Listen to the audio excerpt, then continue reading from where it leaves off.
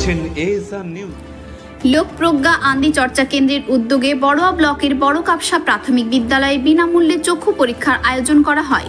Baharampur Sushruta I ফাউন্ডেশনের চক্ষু চিকিৎসক ও সহকারীগণ বড় কাপসা ও তৎসংলগ্ন গ্রামের তপশিলি জাতি ও তপশালী উপজাতি সহ 150 জন দুস্থ ব্যক্তির চক্ষু পরীক্ষা করান।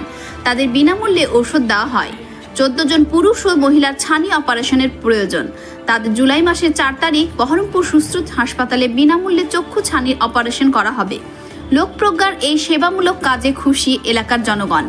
লোকপ্রজ্ঞা চর্চার সহ সংযোজক জিতেন্দ্রনাথ ঘোষ বলেন, দুস্থ দরিদ্র মানুষের সেবামূলক সাহায্য করতে পারার জন্য আমরা গর্বিত।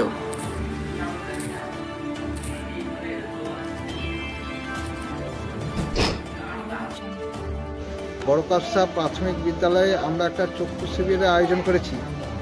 এখানে আপাতত জনগণ, গরিব যারা সাধারণত চিকিৎসার জন্য বাইরে যেতে পারে না, তাদের জন্য এটা আয়োজন করা হয়েছিল। এখানে কি করতে এসছেন? আমি এখানে চোখ দেখাতে। কেন এসছেন? চোখটা আমার এখানে একটু ধোঁয়া ঝাপসা, চোখটা ভালো বুঝতে পারছি না। অন্য জায়গায় না গিয়ে এখানে কেন এসছেন? এখানে এসছি বিনা পয়সা হবে তাতে।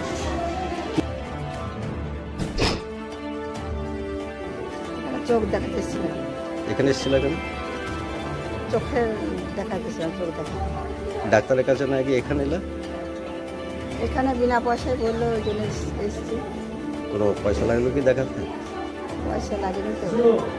চশমার দাম নিল? কীরকম দাম নিল?